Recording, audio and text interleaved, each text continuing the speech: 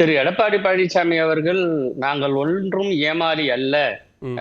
ஆட்சியில் பங்கு கொடுப்பதற்கு" என்று சொன்ன அந்த ஒரு ஸ்டேட்மெண்ட் யாருக்கு சொல்லியிருந்தாலும் அது மக்களுக்கான செய்தி. மக்களிடம் அல்லது அதிமுக தொண்டர்களிடம் அவர் சொல்லக்கூடிய ஒரு செய்தியாக கருதி கொண்டு அதை நான் சொல்கிறேன். அது வரவேற்கத்தக்க ஒன்று.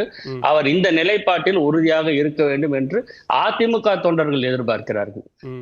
அந்த நிலைப்பாட்டில் உறுதியாக இருப்பார் என்று நம்புவோம். ம். ஆனா நீங்க இப்போ இதுல மக்களுக்கான ஸ்டேட்மெண்ட், மக்களுக்கான பதில்னு சொல்றீங்க. ஆனா அவங்க ரொம்ப ஸ்பெசிபிக்கா இது திமுகவுக்கானது தான். ஏற்கனவே 21 தேர்தல் அப்படி ஒரு பரப்புரையை செஞ்சாங்க. இப்ப மீண்டும் அப்படி ஒரு பரப்புரையை செய்ய முயற்சிக்கிறாங்க. எனவே அதை தடுப்பதற்குத்தான் தொடக்கத்திலே நாங்க இதை சொல்லுறோம் அவங்க சொல்றாங்க.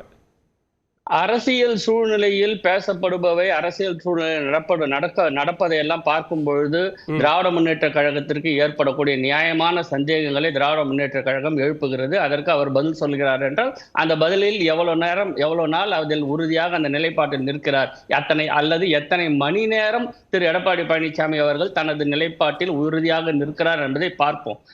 இப்பொழுது திரு கல்யாண சுந்தரம் அவர்கள் சொன்ன ஒரு சில விஷயங்களுக்கு நான் பதில் சொல்ல விரும்புகிறேன். ஒன்று, இந்த எடப்பாடி பழனிசாமி அவர்கள் இப்பொழுது நடத்தி கொண்டிருப்பது தேர்தல் பிரச்சாரம் என்றால், இந்த தேர்தல் பிரச்சாரத்திற்கு எந்த அவசியமும் இல்லை.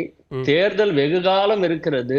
இன்னும் பலமுறை சொல்லியிருக்காரு. இந்த தொலைக்காட்சிகளில் அவர் பலமுறை உங்களுடைய ரிப்போர்ட்டர்ஸிடம் சொல்லியிருக்கிறார், தேர்தலுக்கு 8 மாசம் இருக்குங்க, இப்ப எங்க கூட்டணியை பத்தி பேசணும், தேர்தலுக்கு 8 மாசம் இருக்குங்க, இப்ப என்னங்க அது அவசரம் என்றெல்லாம் அவர் பலமுறை சொல்லியிருக்கார்.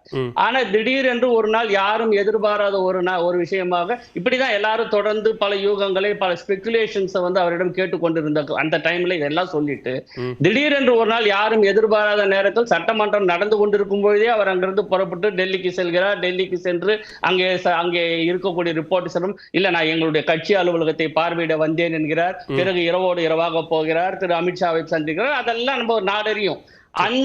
அந்த சந்திப்பு முடித்துவிட்டு வெளியே வந்த உடனேயே திரு அமித்ஷா அவர்கள், உள்துறை அமைச்சர் திரு அமித்ஷா அவர்கள் போட்ட ட்வீட்லயே இன்னைக்கு இருக்கக்கூடிய நாங்கள் எழுப்பக்கூடிய அந்த கேள்விக்கான ஆதாரம் அங்கேயே இருக்கிறது.